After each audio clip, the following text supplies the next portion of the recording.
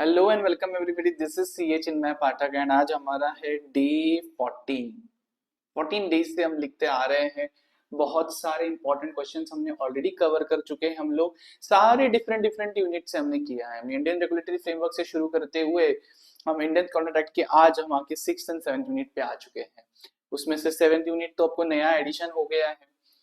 तो आज हम कुछ केस स्टडीज इसमें से डिस्कस करने वाले हैं और मैं बताना चाहता हूं कि ये जो हम इतने दिनों से करते आ रहे हैं ना, ये इंपॉर्टेंट क्वेश्चंस ही है। ये कोई ऐसे क्वेश्चंस नहीं है जो कि मैंने कहीं से भी उठा लिए और अभी मैं आपको चिपका रहा हूँ कि देखो ऐसे नहीं।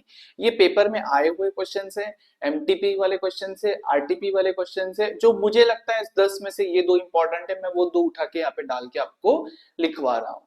तो before starting I just want to give you a glimpse that हमने 199 रुपीज का टेस्ट सीरीज स्टार्ट किया हुआ है। 20 मार्च से रजिस्ट्रेशन स्टार्ट होने वाले हैं। प्लीज माइंड इट, ऑलरेडी 80 लोगों ने मुझे मैसेज करके रखा हुआ है फॉर रजिस्ट्रेशन, तो स्लॉट्स फुल होने से पहले आप रजिस्ट्रेशन का मैसेज करके रखिए। सो 20 मार्च से रजिस्ट्रेशन स्टार्ट करने वाला हूं मैं। 199 रुपीज में चारों के चारों पेपर चेक होके मिलेंगे आपको चारों सब्जेक्ट के। एक एक बार फुल लेंथ टेस्ट होगी। सर वैलिडिटी क्या है? आपकी अटेम्प्ट तो रहेगी जब तक आपका पेपर नहीं होता एक्चुअल में, तब तक इसकी वैलिडिटी रहेगी। आपका इसका कोई स्केड्यूल नहीं होता, आप पेपर लीजिए जब चाहे तब सॉल्व करके भेजिए। विद इन 48 आवर्स आपको हम चेक करके देंगे विद डिटेल कमेंट्स। ओके, इसमें सबसे इंपॉर्टेंट चीज ऐसी है दैट इसके अलावा एक 50 रुपीज टेस्ट सीरीज भी है जिसमें सिर्फ लॉ का पेपर आपको मिलेगा और आपको सॉल्व करके भेजना है। 48 आवर्स में वो चेक करके मिलेगा। And apart from this too we also have something different. अगर आपने कोई और टेस्ट सीरीज ले रखी है, आप इंस्टीट्यूट का मॉक टेस्ट पेपर सॉल्व करते हो, इंस्टीट्यूट का आरटीपी सॉल्व कर रहे हो, कुछ भी सॉल्व कर रहे हो, आपको चेक करके चाहिए, तो we are doing it at only just rupees 99 rupees. कितना? सिर्फ 99 रुपीज में हम पर पेपर चेक करके दे रहे हैं। माइंड इट, एकदम ही डिटेल कमेंट के साथ चीजें मिलेंगी और टेंशन ना लीजिए कि सर फिर सपोर्ट के बारे में क्या रहेगा। मैं यहीं पे हूँ, आपको कुछ भी इश्यूज है, क्वेश्चन है, आप 926138 606 इस क्वेश्चन इस नंबर पे आने वाले सारे डाउट्स जो होते हैं उनको मैं पर्सनली हैंडल करता हूँ। और जो रजिस्ट्रेशन होते हैं उसके लिए सिर्फ टीम है, लेकिन डाउट मैं पर्सनली इसको हैंडल करता हूँ। तो अगर कुछ भी आपको इश्यूज है, कुछ भी आपको डाउट्स है, तो प्लीज इस व्हाट्सएप नंबर पे मुझे मैसेज कर दीजिए, मैं उनको देख लूंगा, मैं उसके बारे में आपको आंसर दे दूंगा। And starting with today's question, let's go. हमारा पहला क्वेश्चन है, हमें पूछा गया है explain the term contingent contract with reference to the Indian contract 1872। Contingent contract को एक्सप्लेन कीजिए। ठीक है, with the help of an example. तो डेफिनेशन देना है पहली चीज, एग्जाम्पल देना है दूसरी चीज। Also discuss the rules relating to the enforcement of a contingent contract. Enforcement मतलब क्या?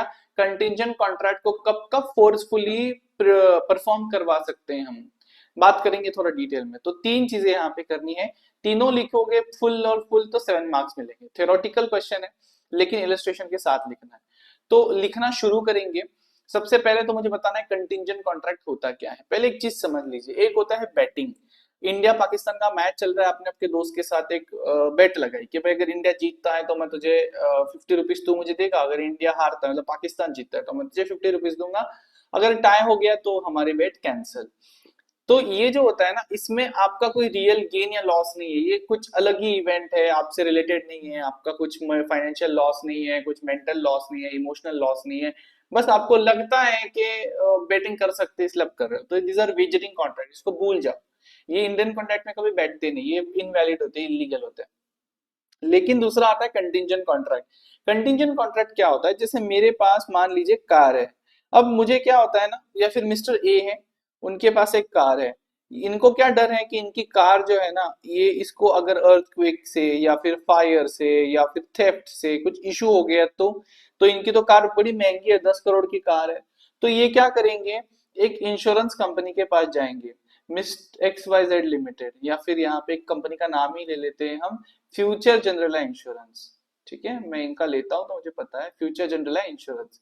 तो इनके पास ये गए, ये कंपनी ने क्या बोला कि सर आपकी 10 करोड़ की कार हम इंश्योर करते हैं, और अगर कल इसको कुछ भी होता है, अर्थक्वेक, फायर, थेफ्ट, या फिर कुछ भी कैलेमिटी हो गई है, या फिर सर वॉर हो जाता है, या फिर सर मान लीजिए कि कोई आपकी गाड़ी को एक्सीडेंट होता है किसी का और आपकी गाड़ी ठुक जाती है, तो ऐसे केसेस में हम क्या करेंगे, आपको गाड़ी फ्री में रिपेयर करके देंगे, और अगर रिपेयरेबल नहीं है तो आपकी गाड़ी हम ले लेंगे और आपको इसके बदले पूरे 10 करोड़ रुपीज हम दे देंगे। इसके लिए हमें क्या करना है सर, आपको क्या करना है, हर साल एक प्रीमियम पे करना है हमें। ये प्रीमियम एक गारंटी है कि आप हमारे कॉन्ट्रैक्ट में इंटरेस्टेड हो, और ये हमारे लिए कंसिडरेशन है। जैसे आपके लिए कंसिडरेशन है ना कि आपकी गाड़ी को कुछ होता है तो हम लोग उसको रिकवर करके देंगे, वैसे ही इंश्योरेंस कंपनी के लिए क्या कंसिडरेशन है, आप जो उनको प्रीमियम दोगे। प्रीमियम होगा कुछ रुपीज, मान लीजिए 1 lakh rupees per year, per annum, ठीक है, ऐसा कुछ तो रहेगा या थोड़ा इसे ज्यादा होगा। तो ऐसा कॉन्ट्रैक्ट को कहते हैं कंटिंजेंट कॉन्ट्रैक्ट। कंटिंजेंट का मतलब ही होता है कुछ होना या ना होना, मतलब पता नहीं कोई चीज होगी कि नहीं होगी।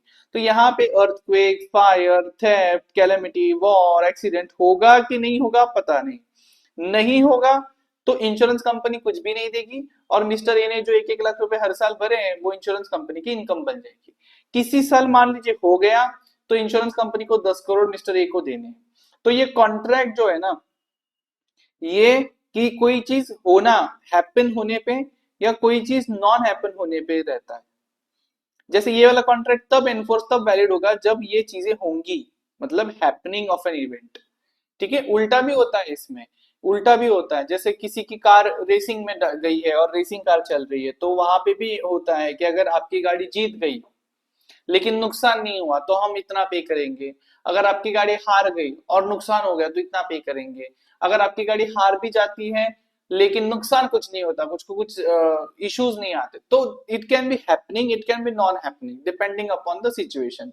यहाँ पे कैसा है, कार को कुछ भी होता है ना तो मिस्टर ए को लॉस होगा, ठीक है, और उसके केस में फ्यूचर जनरल इंश्योरेंस को प्रीमियम भी मिल रहा है। तो ये इस टाइप ऑफ कॉन्ट्रैक्ट को कंटिंजेंट कहा जाता है। तो पहले तो ये कॉन्ट्रैक्ट या तो कुछ करने के लिए या कुछ नहीं करने के लिए इसके ऊपर होता है। ये करना या ना करना, मतलब ये 10 करोड़ रुपए मिलेंगे कि नहीं मिलेंगे, ये इसके ऊपर डिपेंड है कोई इवेंट पे। अब ये इवेंट वो वाला है कि आपके मैच के जैसा, आपसे कुछ लेना देना ही नहीं, ये इवेंट आपको कोलैटरल लेता है, मतलब आपसे जुड़ा हुआ होता है, आपके कॉन्ट्रैक्ट का एक पार्ट होता है। जैसे कि इस कार को इनमें से कोई भी चीज को होना, तो इसको हम कहेंगे ये इवेंट जो है ना, ये मेन कॉन्ट्रैक्ट को कोलैटरल है। ठीक है, ये कोलैटरल इवेंट होना मतलब डज, या फिर नहीं होना डज नॉट हैपन। इसके ऊपर ये जो कॉन्ट्रैक्ट है, इसके ऊपर कॉन्ट्रैक्ट की वैलिडिटी रहेगी, और इसी कॉन्ट्रैक्ट को कहते हैं कंटिंजेंट।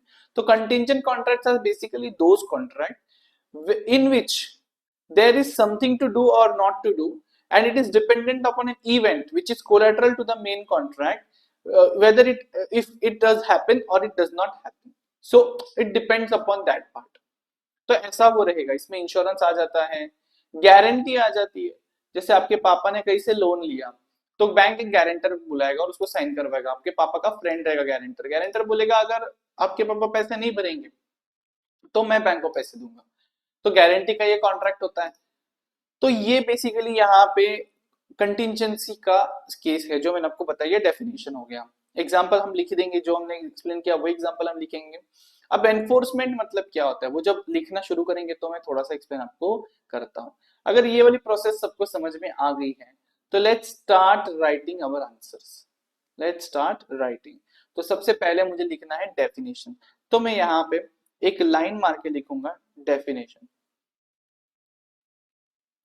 डेफिनेशन में सर सेक्शन नंबर लिखना मैंडेटरी है क्या, बिल्कुल भी नहीं। मुझे कंटीजेंट कॉन्ट्रैक्ट का सेक्शन नंबर नहीं याद है तो मैं यहाँ पे नहीं लिखूंगा। मैं यहाँ पे लिखूंगा contingent contract is a contract, पहला ए, टू डू और नॉट टू डू समथिंग, कुछ करना या नहीं करना, मतलब 10 करोड़ रुपए देना या नहीं देना।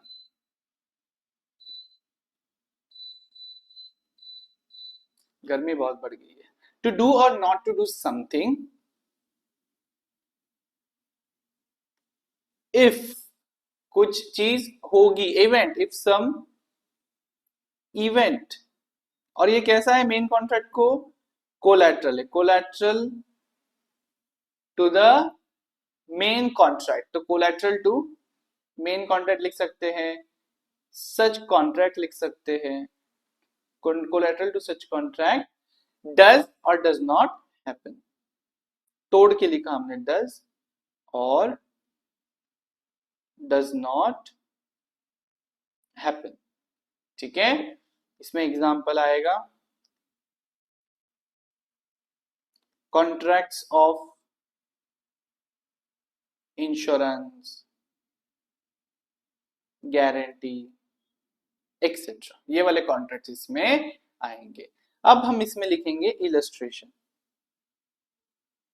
एग्जाम्पल भी देने को बोला है ना उन्होंने। इलस्ट्रेशन में हम क्या लिखेंगे, जो मैंने बोला वही है। तो यहाँ पे मैं लिखूंगा mister A contracts with XYZ insurance company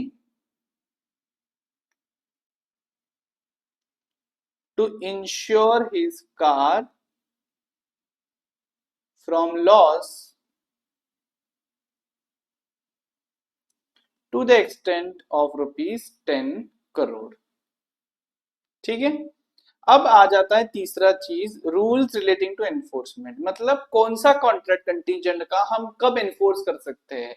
तो पहली चीज, गाड़ी को नुकसान कभी हुआ ही नहीं, अर्थक्वेक आया ही नहीं, वॉर हुआ ही नहीं, अगर ऐसे केसेस है तो ऐसे केस में क्या होगा, कॉन्ट्रैक्ट वॉइड हो जाएगा। लेकिन नुकसान हुआ तो फिर कॉन्ट्रैक्ट वैलिड होगा। नॉन हैपनिंग ऑफ इवेंट पे डिपेंडेंट है, कोई चीज नहीं होगी तो हम करेंगे। जैसे कि मैंने आपको बोला है कि अगर चिन्मय ने पैसा नहीं दिया तो मैं आपको पैसे दूंगा। ठीक है, सॉरी, हमने उल्टा बोलना है कि चिन्मय ने मान लीजिए कि पैसा दिया तो मैं नहीं दूंगा। अब चिन्मय पैसा दे रहा है किसी को तो फिर मैं क्यों दूंगा।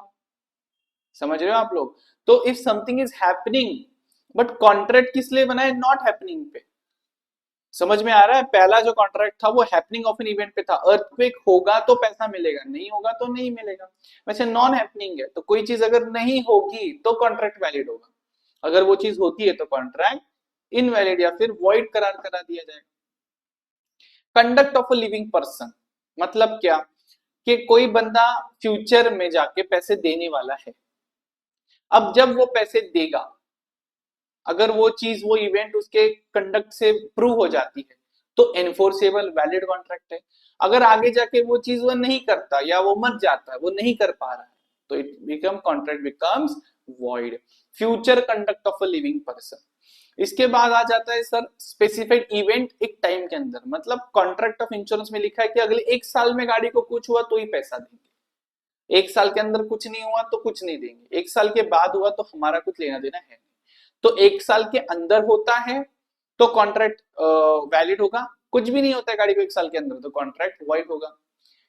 उल्टा, non happening with in specified time, अगले 1 साल में अगर ये चीज नहीं होगी तो कॉन्ट्रैक्ट वैलिड है, अगर अगले 1 साल में वो चीज होती है तो कॉन्ट्रैक्ट वॉइड है। इम्पॉसिबल इवेंट, कि कोई चीज है पता है कि इम्पॉसिबल है वो ना, उसके लिए अगर हम कॉन्ट्रैक्ट करते हैं तो क्या वो कभी एनफोर्सेबल रहेगा, कभी भी नहीं रहेगा। तो contingent contract of an impossible event is by default void, कभी भी उसको हम वैलिड या एनफोर्सेबल नहीं कर सकते।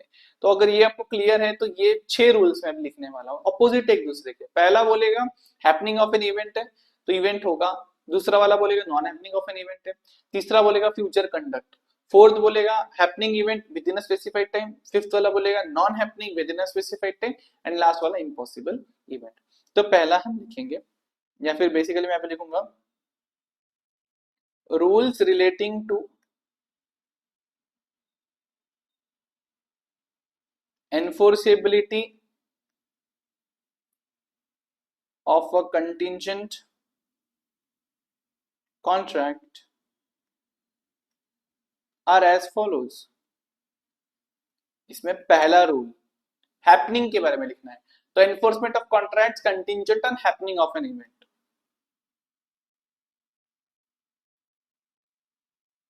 Enforcement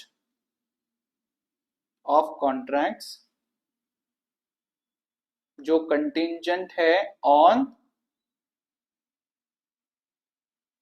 happening of an event. तो हम इसको अंडरलाइन करेंगे, तो इसमें हम लिखेंगे इफ द इवेंट ऑकर्स, एकदम शॉर्ट में लिखना है, then the contract becomes valid, else it becomes void। एकदम शॉर्ट में लिखना है। सेकेंड वाला मैंने क्या बोला, not happening of an event, तो हम लिखेंगे, हेडिंग्स को ही मार्क ज्यादा रहते हैं, कंटेंट को भी मार्क्स रहते हैं, लेकिन हेडिंग के ऊपर ही सब डिपेंड करता है। Enforcement of contracts contingent on non happening of an event, non happening पे है, तो ये लिखेंगे इफ द इवेंट ऑकर्स, अगर इवेंट होता है तो कॉन्ट्रैक्ट वॉइड होगा, क्योंकि नॉन हैपनिंग के ऊपर वैलिड है ना। तो if the event occurs then the contract becomes void, and if it does not occurs, then it becomes valid and enforceable। Valid भी रहेगा एंड एनफोर्सिएबल भी रहेगा। अगर यहां तक क्लियर है आप लोगों को, तो मैं तीसरी या फिर थर्ड रूल लिखने वाला हूं यहाँ पे। जो थर्ड रूल है वो मैंने क्या बोला था आपको, future conduct. A contract contingent upon, contingent upon future conduct of a living person, क्योंकि पर्सन मतलब सब आ जाते हैं उसमें, उसमें कंपनी फर्म सब आ जाते हैं। आप जब आगे जाओगे धीरे धीरे आपके करियर में, तो ये डेफिनेशन आपको देखने को मिलेगा बार बार। तो पर्सन लिविंग पर्सन की बात कर रहा हूं, तो जो भी कंडीशन हमने रखी हुई है जिस भी पर्सन की, जैसे मान लीजिए मैंने रखा होगा कि अगर आप सीए फर्स्ट अटेम्प्ट में पास होते हो तो मैं 1 लाख रुपए दूंगा। तो अगर आप सच में पास होते हो फर्स्ट अटेम्प्ट में, तो इन दैट केस आपको it becomes enforceable, future conduct है फुलफिलिंग द कॉन्ट्रैक्ट। तो हम लिखेंगे if the future conduct of the living person fulfills the condition of the contract, then it becomes valid, else void। Fourth वाला, happening of an event within the fixed time, contingent on happening of an event within fixed time। तो यहां पे मुझे लिखना है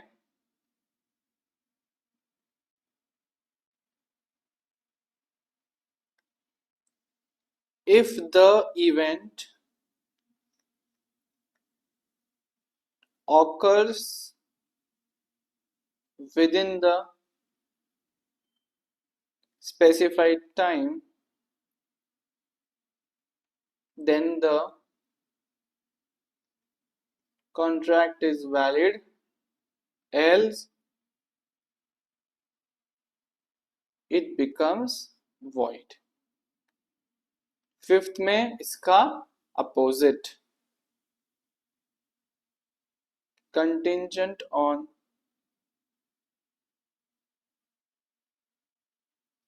non happening of an event within fixed time. लिखेंगे if the event does not occurs within the specified time, then the contract becomes valid, else it becomes void. And last, sixth one, that is impossible event, contingent on an. ये जरूरी नहीं है कि वो event जो है वो पता हो दोनों को कि इम्पॉसिबल है। जैसे कोई एग्जांपल मान लीजिए, दो लोग के बीच में कॉन्ट्रैक्ट हो रहा है कि मिस्टर ए की गाड़ी को अगर कुछ हो जाता है तो मिस्टर बी उसको 10 लाख रुपए देगा, और उसको पता ही नहीं है कि उसकी गाड़ी ऑलरेडी चोरी हो चुकी है, ऑलरेडी खराब है। दोनों को नहीं पता है, या दोनों को पता है, या एक को पता है, what ever it may be, क्योंकि इवेंट इम्पॉसिबल है, कभी हो ही नहीं सकता, क्योंकि गाड़ी ऑलरेडी खराब हो चुकी है, तो उसके लिए कभी वो और खराब कभी हो ही नहीं सकती, मतलब बेसिकली वो ऑलरेडी खराब है। तो इस केस में उसको पता नहीं पता, कॉन्ट्रैक्ट इज वॉइड। तो हम लिखेंगे if performance is based on an impossible event, the contract is void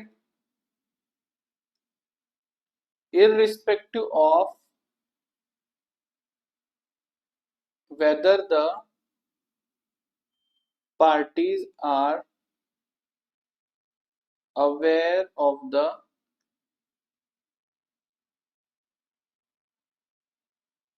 impossibility. I hope कि आप सब लोगों को समझ में आ रहा है मैं क्या बोलना चाहता हूं।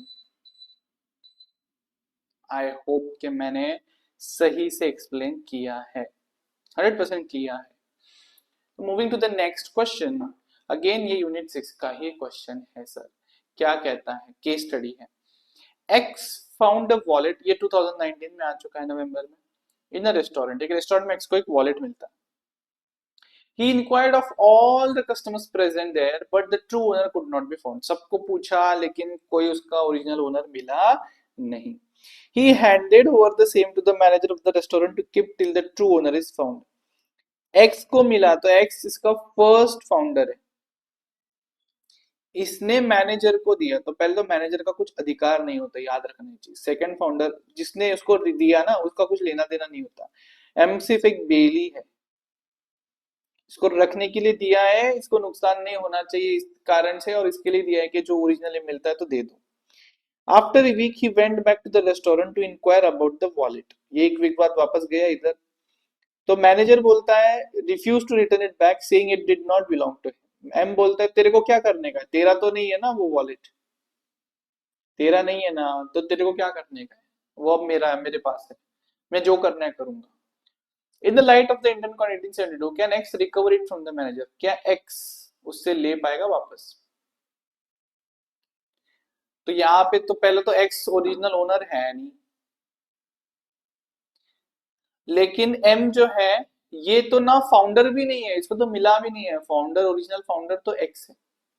तो इंडियन कॉन्ट्रैक्ट का एक सेक्शन है, एकदम प्लेन लैंग्वेज में बोलता रहता है। पहले तो जिसको गुड्स मिलते हैं, the finder of the lost goods, इसके पास कुछ अधिक, ये किसी भी कोर्ट में सूट नहीं फाइल कर सकता अगर इसको कुछ भी एक्सपेंस हुआ है, कुछ भी खर्चा हुआ है ओरिजिनल ओनर को फाइंड करने। क्यों नहीं कर सकता सर? क्योंकि इसने ये वॉलेंटरीली किया, अपने मर्जी से किया। तो बस में घुमा, इधर उधर घुमा, बहुत मेहनत करी, बहुत खर्चा हो गया ढूंढने में ओरिजिनल ओनर, तो मिलेगा नहीं। लेकिन सूट नहीं फाइल कर सकता, कहाँ है, लेकिन ये अपने पास वो वॉलेट को रिटेन कर सकता है जब तक ओरिजिनल ओनर इसको पैसे रीइंबर्स नहीं कर देता। मतलब क्या कर सकता है, वॉलेट अपने कब्जे में रख सकता है। केस नहीं फाइल कर सकता पैसे के लिए क्योंकि ये वॉलेंटरली उसने किया है, लेकिन वॉलेट अपने पास रख सकता है, कैन रिटेन। तो रिटेंशन का पावर सिर्फ फाउंडर के पास है, वो भी ओरिजिनल फाउंडर के पास है। तो मिस्टर एक्स जो है होटल के मैनेजर, ये ओरिजिनल फाउंडर नहीं है, तो इनके पास रिटेंशन का पावर है क्या? तो नहीं है। तो वो चुपचाप उन्होंने वापस दे देना चाहिए। अगर ये क्लियर है, देखो कैसे लॉ की लैंग्वेज को लॉ के ही कॉन्टेक्स्ट में थोड़ा सा इजी करके मैंने आपको इसको एक्सप्लेन करवाया है। तो इसको डिलीट करेंगे, इसको भी डिलीट करेंगे and will start writing. First, facts of the case. क्या फैक्ट्स है sir? Mister x found a wallet which he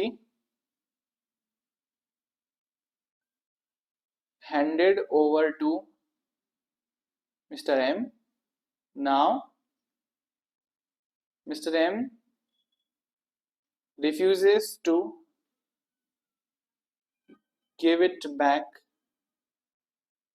to Mr. X. दो लाइन में खत्म। कुछ नहीं लिखा मैंने, कौन ओनर, कौन मैनेजर, कौन फाउंडर, कुछ भी नहीं लिखा, एकदम बेसिक दो लाइन में सिर्फ एक्स एंड एम का रोल बता दिया यहाँ पे। ठीक है, एम ही है ना भाई मैनेजर। एम नहीं है, sorry, to manager. Now manager refuses, यहां पे आएगा एप्लीकेबल प्रोविजंस। एप्लीकेबल प्रोविजंस में क्या लिखेंगे? एप्लीकेबल प्रोविजंस में लिखना है as per the Indian contract act 1872 an original founder of lost goods cannot file any suit for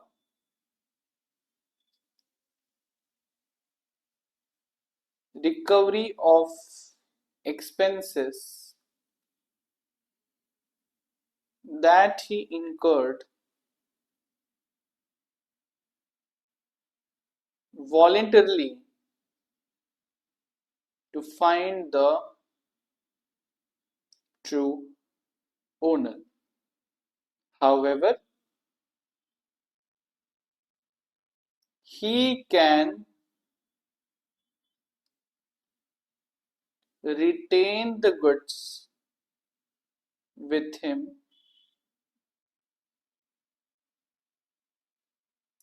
till the time the owner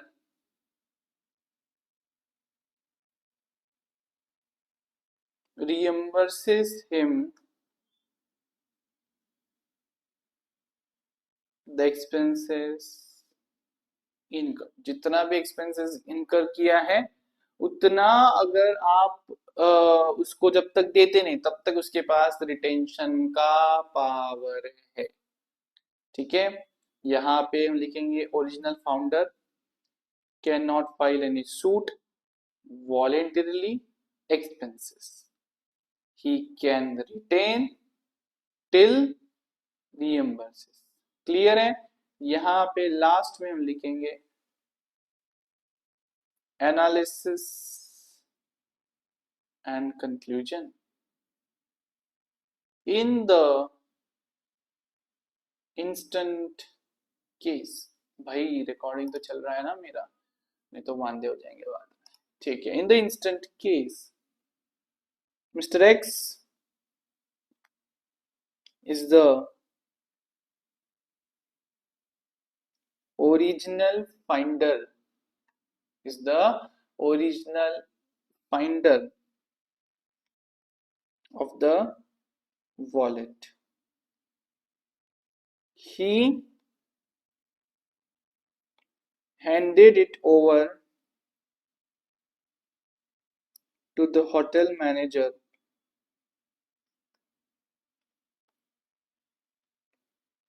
for the purpose of finding the true owner।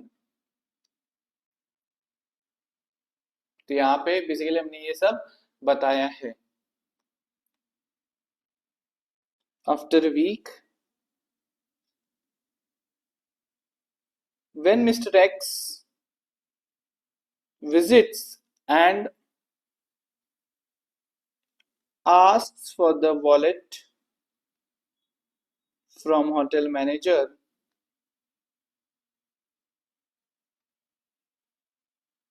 he refuses to give it back based on application of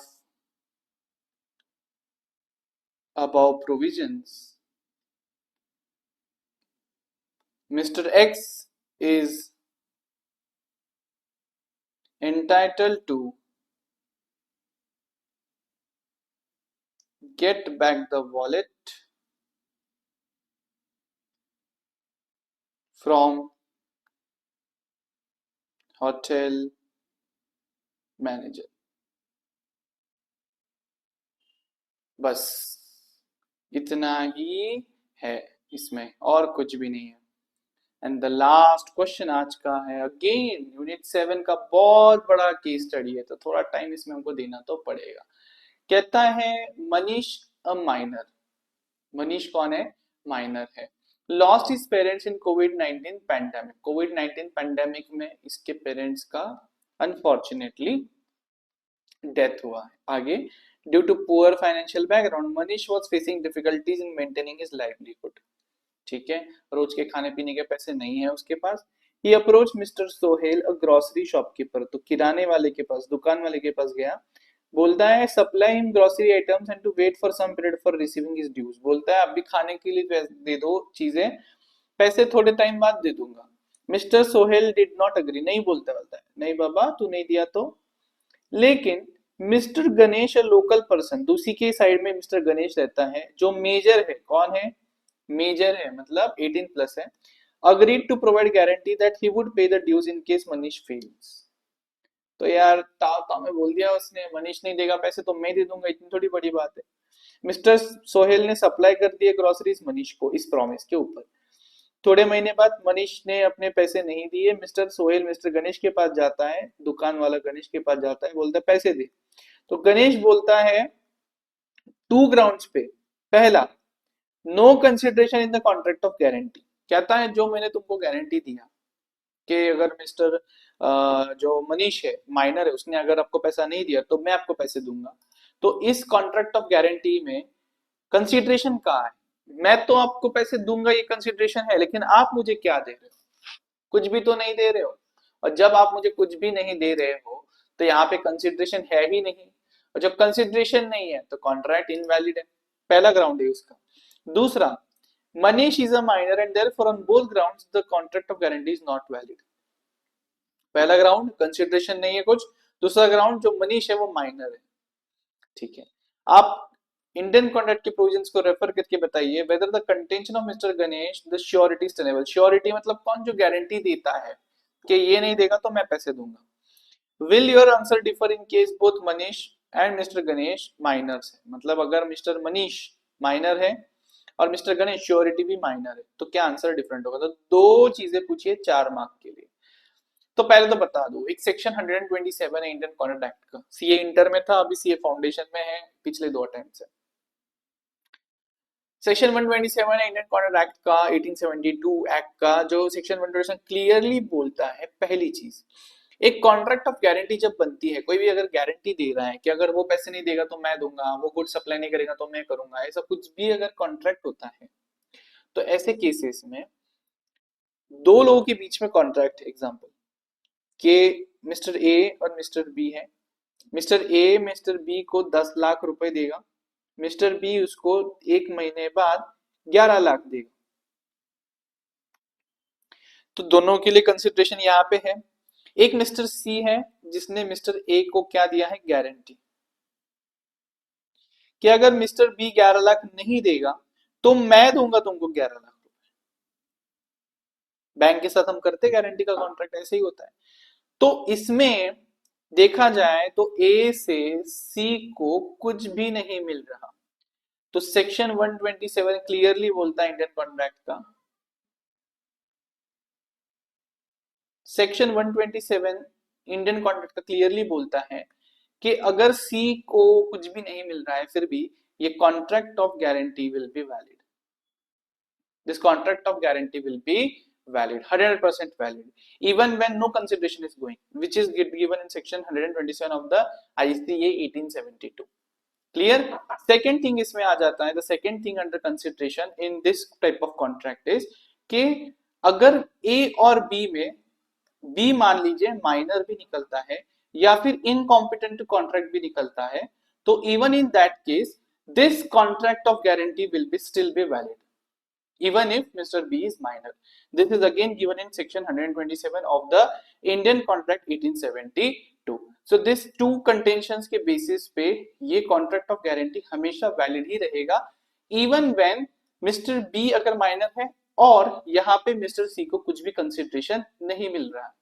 लेकिन एक चीज यहाँ पे याद रखना है, ये contract of guarantee में ये दोनों Mr. A and Mr. C should be competent to contract, should be competent to contract। मतलब ऐसा नहीं हो कि सी माइनर है, जो गारंटी दे रहा है अगर वो माइनर है तो वो तो कॉन्ट्रैक्ट में इंटर ही नहीं कर सकता। तो in that case the contract of guarantee becomes invalid और we can say void ab initio।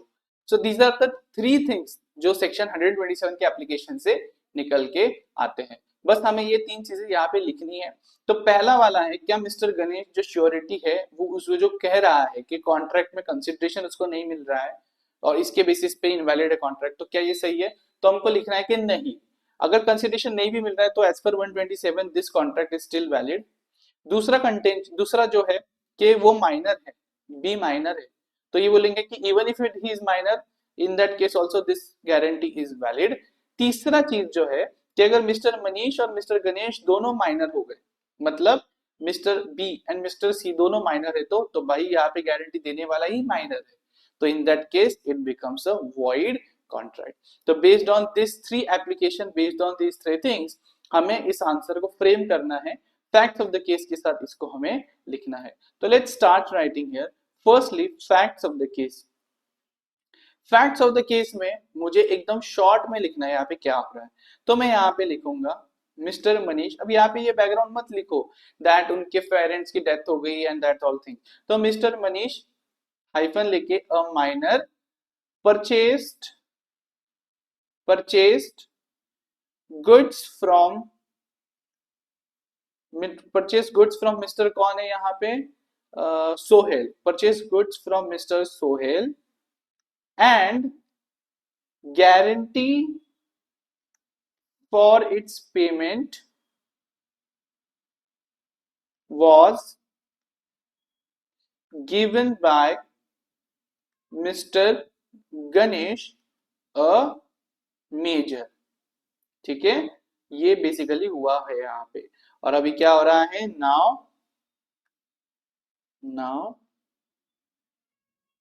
Mr. Ganesh is refusing to pay, mister Ganesh is refusing to पे।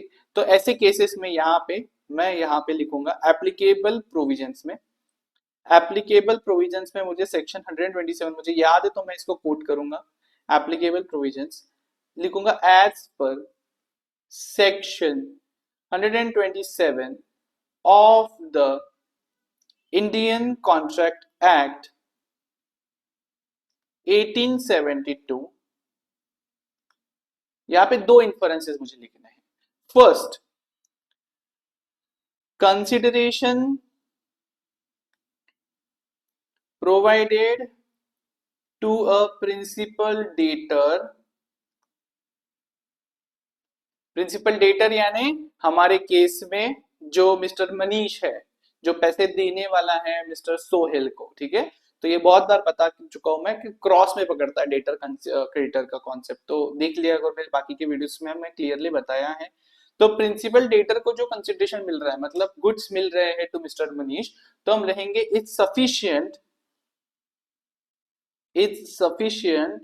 टू एग्जीक्यूट, या फिर sufficient consideration, is sufficient consideration for a contract of guarantee। एक contract guarantee में है, for a contract of guarantee, bracket में लिखेंगे to the surety, जो surety दे रहा है उसके लिए this is sufficient consideration. Clear है? ये एक चीज, एक इन्फरेंस इसमें से निकल के आया। दूसरा इन्फरेंस इसमें से आएगा, even if the principal debtor is a minor है, इनकॉम्पिटेंट टू कॉन्ट्रैक्ट है, या फिर हम लिखेंगे इज इनकॉम्पिटेंट, वर्ड लिखेंगे is incompetent to contract, the contract of guarantee is still valid. Clear है? एंड थर्ड इन्फरेंस, थर्ड इसमें जो मैंने आपको बोला कि if the surety is incompetent to contract, मतलब जो श्योरिटी, जो गारंटी दे रहा है वो अगर इनकॉम्पिटेंट टू कॉन्ट्रैक्ट है, देन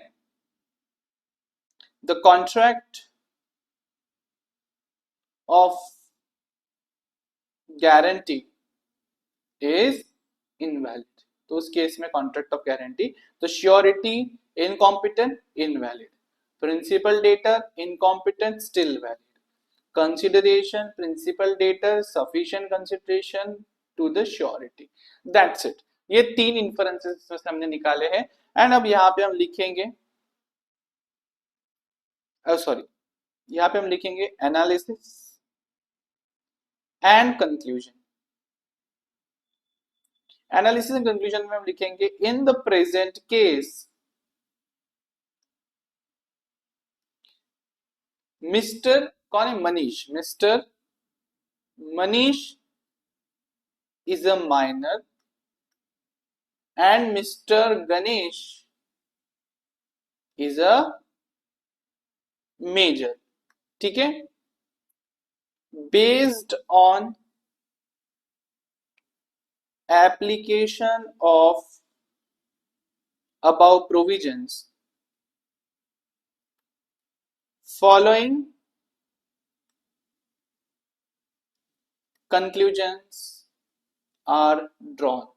पहला, इस पहला वाला क्या पूछा था उन्होंने मुझे, यहाँ पे पहले उन्होंने मुझे पूछा था कि क्या मिस्टर गणेश श्योरिटी का जो ये है टेनेबल है, क्या क्या वो सही बोल रहा है? तो हम लिखेंगे फर्स्ट, द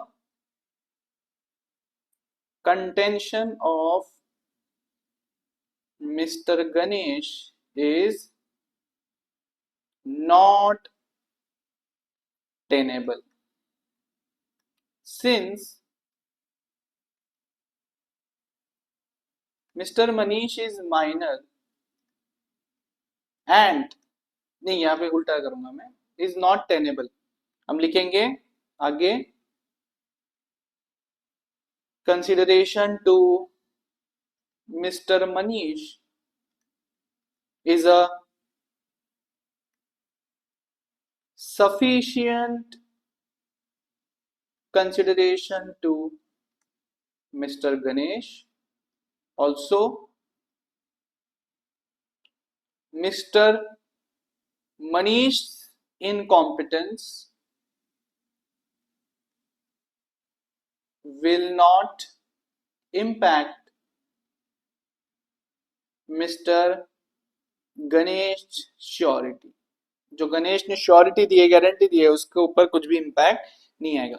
सेकंड वाला जो है, सेकंड वाला क्या, what if that both Manish and Ganesh दोनों माइनर्स है अगर तो हम लिखेंगे if mister Manish and Mr. Ganesh are both minors, then the contract of guarantee is void. That's it. बस इतना ही लिखना है। आज के सारे आंसर्स 922, 61, 38, 606 पे भेजना है और जो भी लोग मुझे व्हाट्सएप पे ये होमवर्क करके भेजेंगे उनके लिए मैं एक एक्स्ट्रा एडिशनल होमवर्क देने वाला हूं, उन्हीं के लिए जो मुझे इस पे भेजेंगे। तो ऑब्वियसली जो सीरियस एस्पिरेंट्स है उन्हीं के लिए ऑलरेडी आप बढ़ चुका है, 68 कैंडिडेट्स अब भेज रहे हैं मुझे डेली आंसर्स। तो आई होप कि आप लोग भी भेजना शुरू करोगे। With this I and today's session. Thank you so much everybody.